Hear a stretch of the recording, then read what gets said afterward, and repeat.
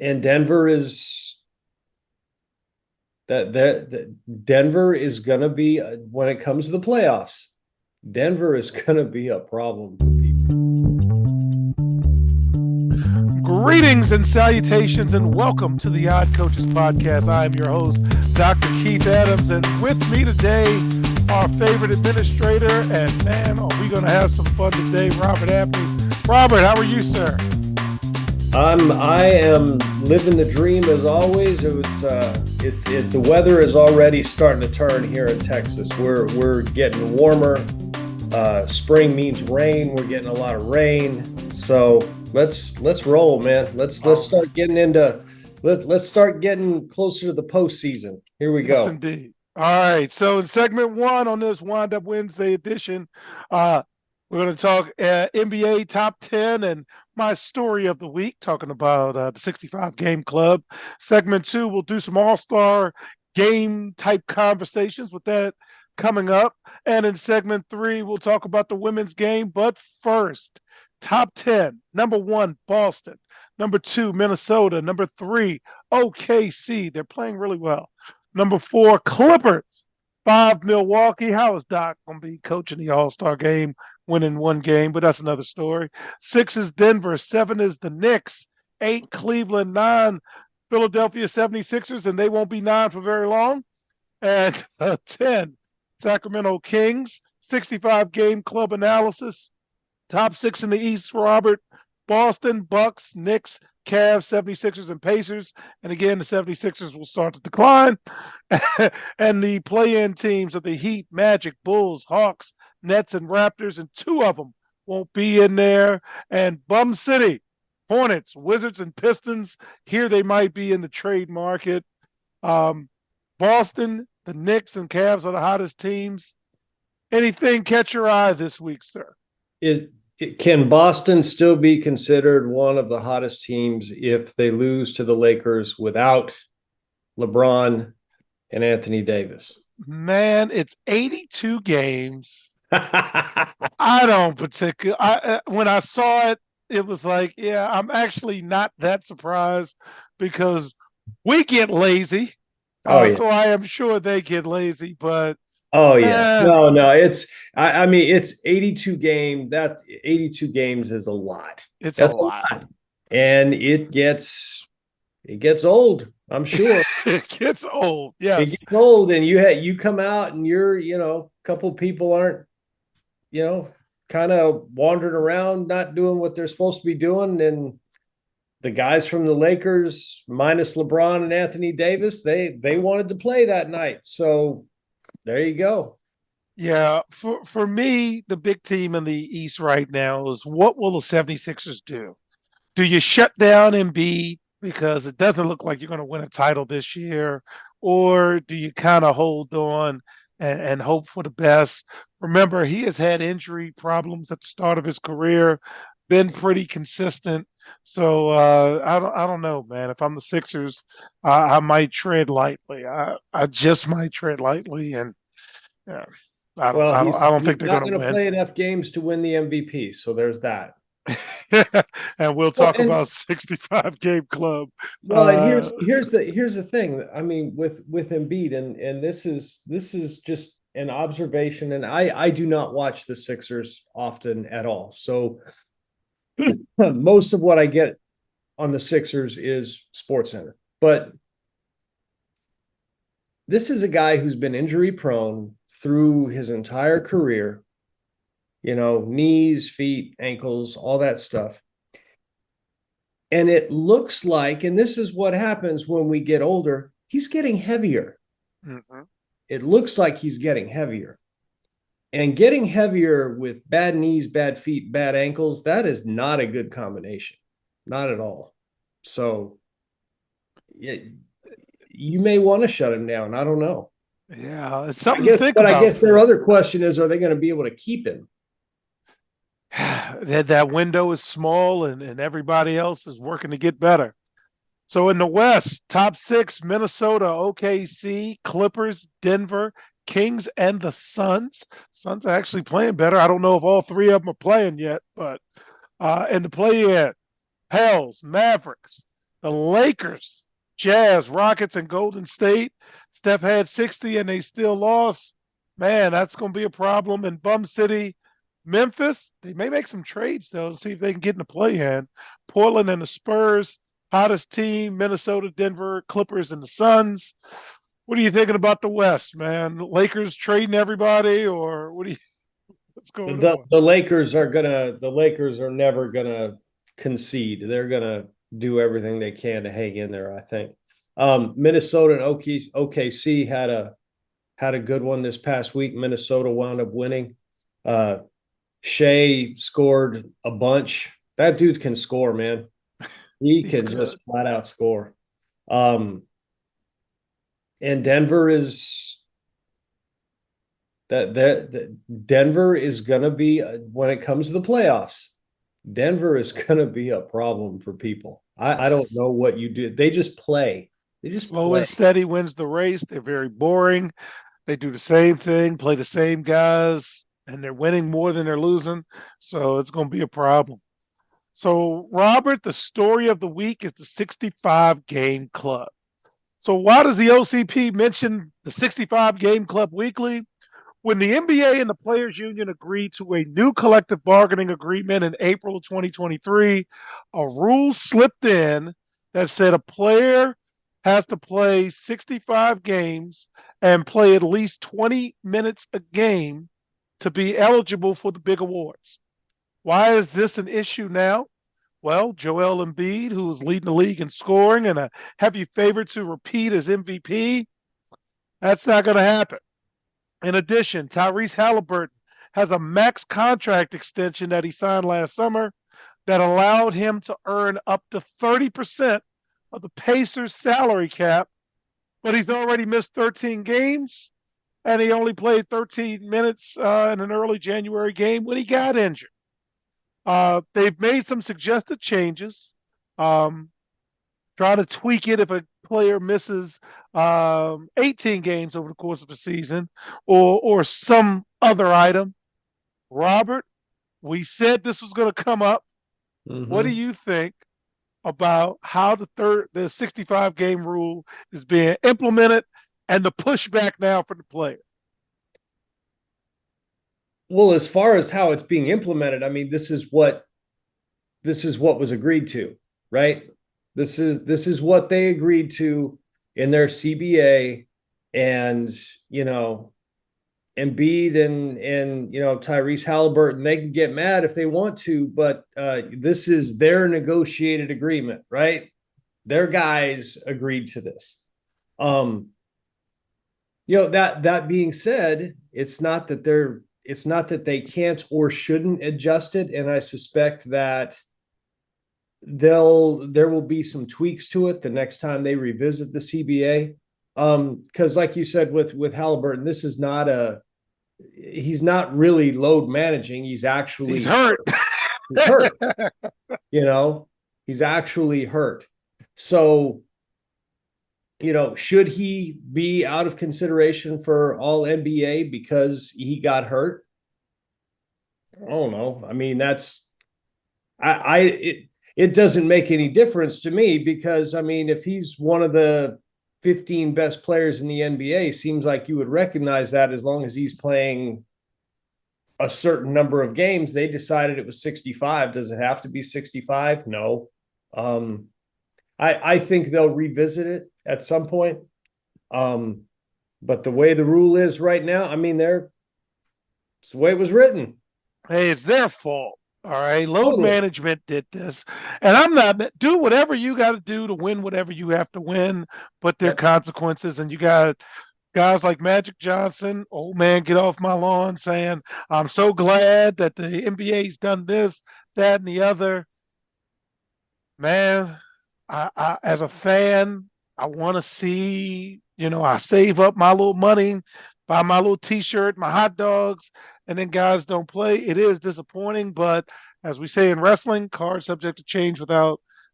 Yeah, I mean, if I'm a Celtics fan and I bought tickets to see the Lakers because I wanted to see LeBron and Anthony Davis, and I get Austin Reeves, I'm gonna be mad. Pissed. I'm going to be mad, and there's nothing I can do about that. And I paid premium prices for those tickets because you know very well it costs more to see the Lakers than it does to see And that's on the season the ticket Wizards, plan. Yes. Yes, right? indeed. All right. So with that said, fans, when we come back in segment two, we're going to talk about the All-Star game. The starters and the reserves have been mentioned. We'll be right back on the Odd Coaches podcast. The CKA SAVE Project is an industry leader in advocating for student-athlete academic and athletic needs. Through academic and athletic enrichment, the CKA SAVE Project is on the forefront of the issues facing 21st century student-athletes.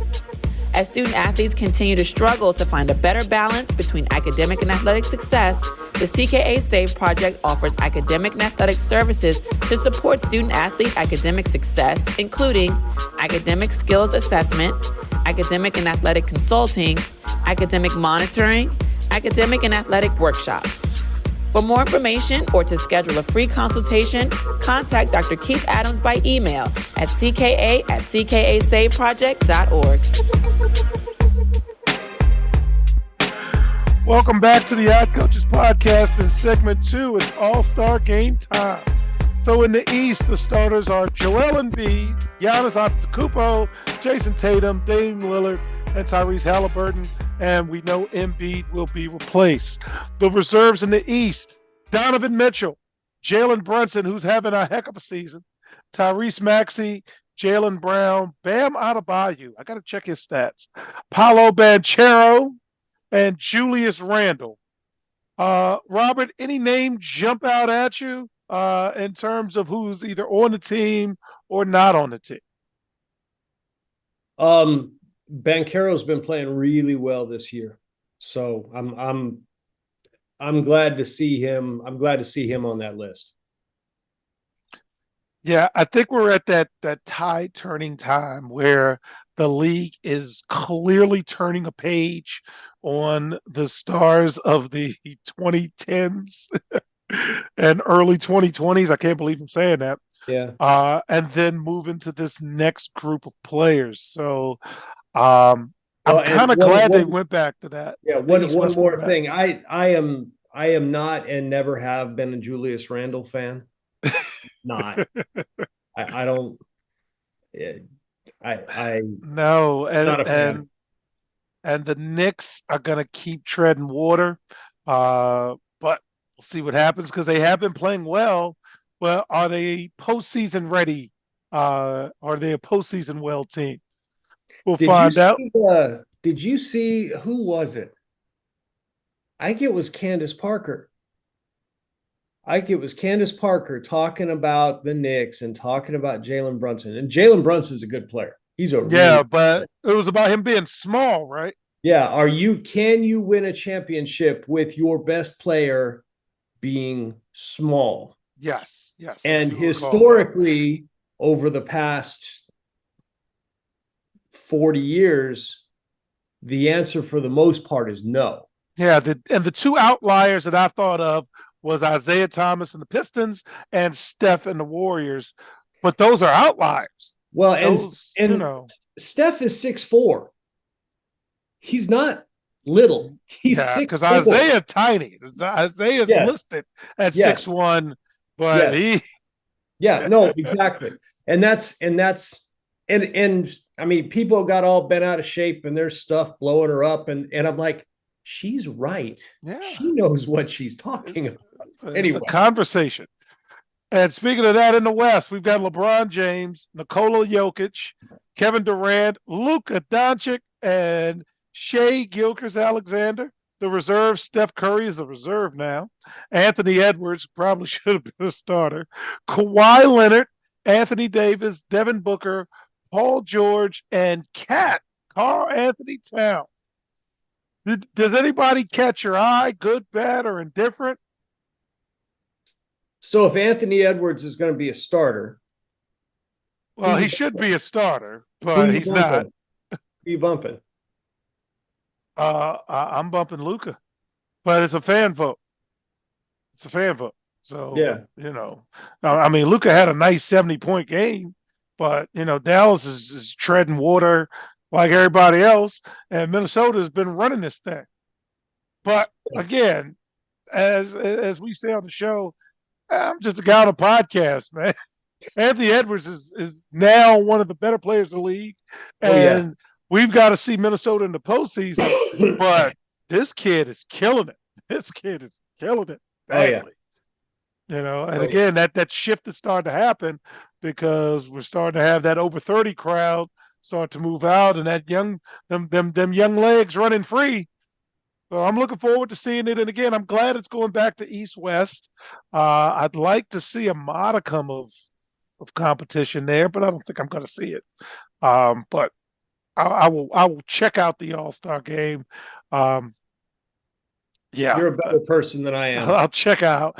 I'm going to watch the 3-point contest. That's a definite because it's shooting. Everything else, I'll peek at the game. It'll be on in the background, and we'll see what happens. Okay.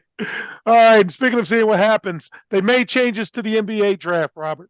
The NBA announced last week that it expanded the 2024 NBA draft to a 2-night event, which helps me because I hate staying up late. So they're going to have it on successive nights, June 26th and 27th. First round remaining at the Barclays Center, and the second round moving to the ESPN Seaport District Studio in Lower Manhattan. I actually took some kids on a field trip there about 10 years ago after Hurricane Sandy because I saw the Sandy signs. This is a change made because more time to make maneuvers, more time to showcase players, more money because it's on 2 nights.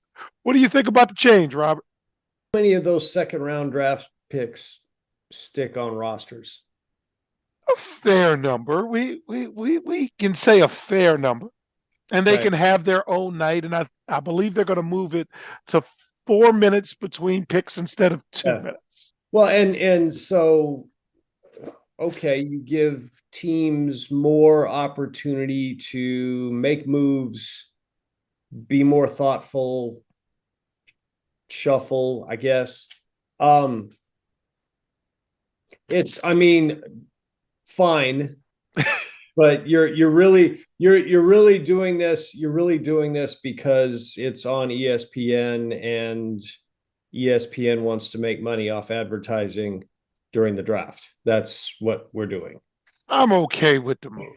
Give the second round the due it deserves, so I don't have to stay up till midnight to analyze it.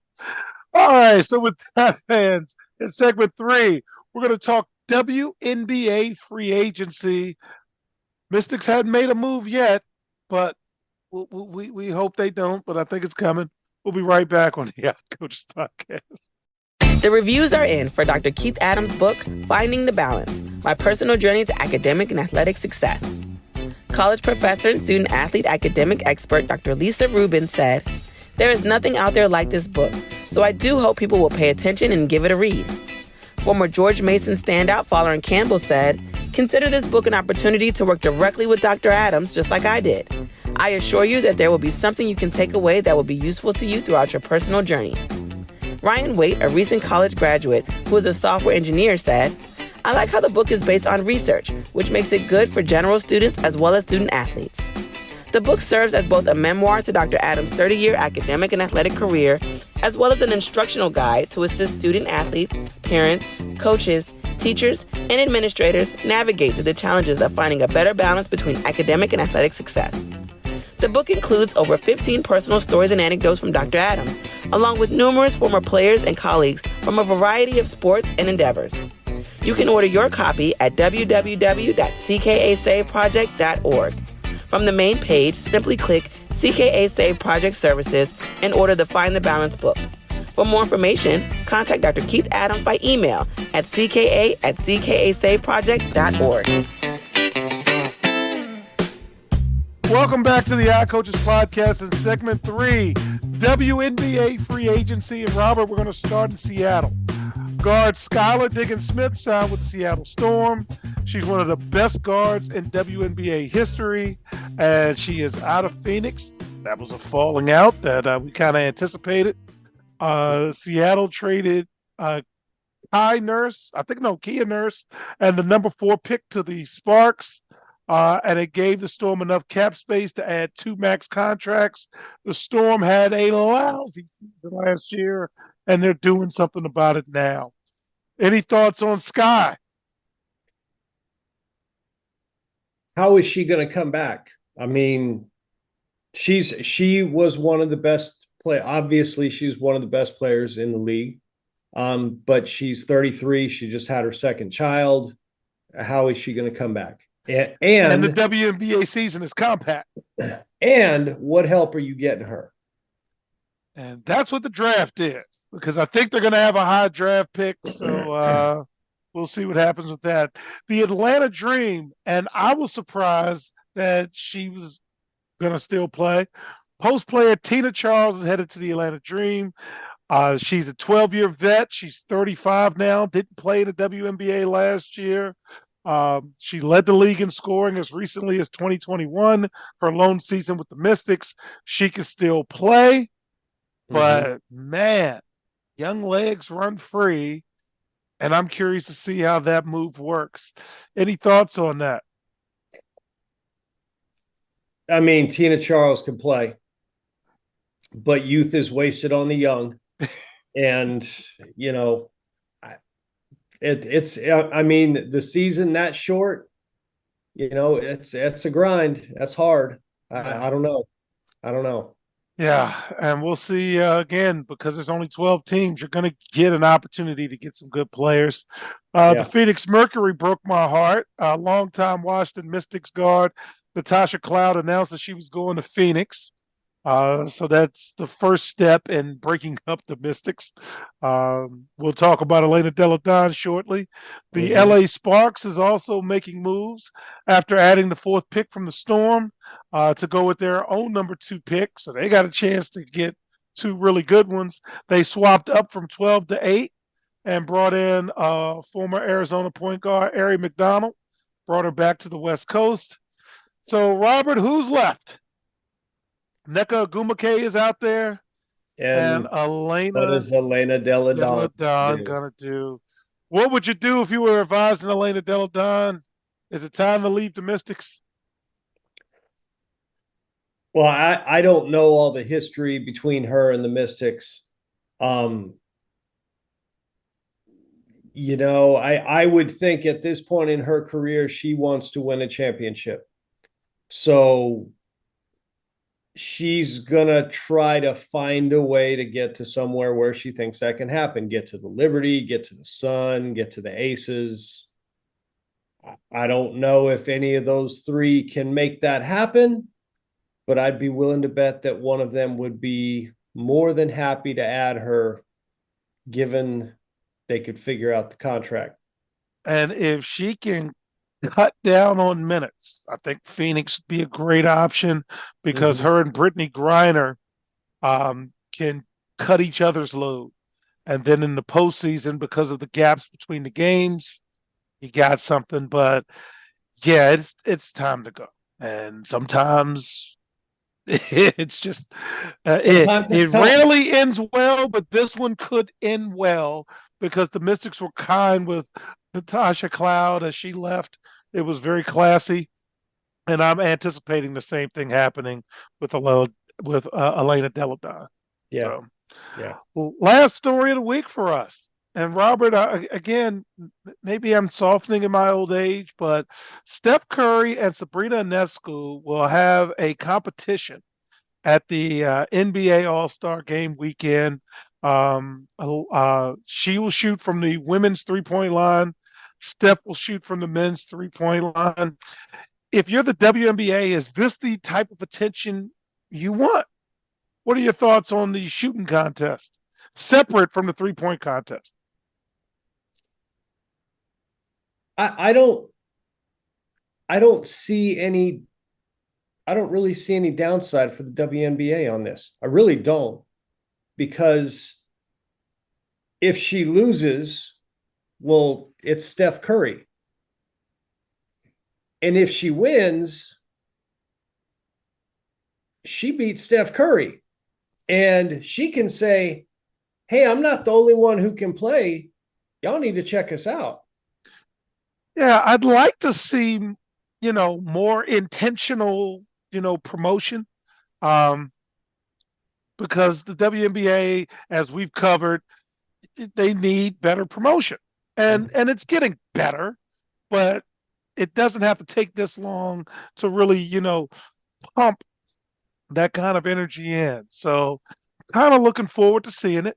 But yeah, I want intentionality with the women's game, like we saw with ESPN actively promoting the South Carolina LSU women's game, and you saw the ratings match that. So I'd like to see a little more intentionality in terms of promoting the product. I like that they did a WNBA free agency special. We just need more intentionality. And years and years and years ago, she probably doesn't even remember, I got a chance to do some work with LaChina Robinson.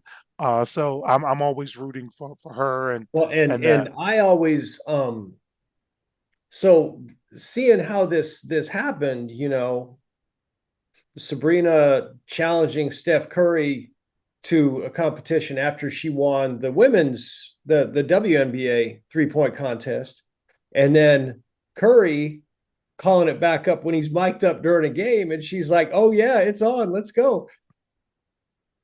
That's perfect. That is perfect. How could you can't do that any better. Yeah, so that should be fun. And again, we'll have some more All-Star game stuff as it's almost here. So on behalf of our favorite administrator, Robert Abney, I'm Dr. Keith Adams saying thank you for listening and/or watching the Odd Coaches podcast. We'll see you on the sidelines. Till next time, take care. The Odd Coaches podcast is sponsored by the CKA Save Project. The CKA Save Project is an industry leader in providing student-athlete academic and athletic support. From assessing student-athletes' academic and athletic skills, to measuring and monitoring student-athlete academic progress, to improving student-athlete time management and organizational skills, the CKA Save Project provides wraparound services for student-athletes from middle school through college. For more information, visit us on the web at www.ckasaveproject.org or schedule a free consultation with Dr. Keith Adams by emailing cka@ckasaveproject.org. We hope you enjoyed today's show. The Odd Coaches podcast drops new episodes every Tuesday through Friday on most weeks. Make sure you subscribe to the Odd Coaches podcast on Apple Music, iHeartRadio, Podbean, Spotify, and YouTube. Follow the Odd Coaches podcast on Twitter and Instagram at Odd Coaches. Follow Dr. Adams on Twitter and Instagram at CKA Save Project. In addition, follow Coach Mike Francis on Twitter and Instagram at Coach Franchise, spelled Coach FRANCHIZE. For more information about the CKA Save Project, please visit them on the web at www.ckasaveproject.org. See you next time on the Odd Coaches podcast.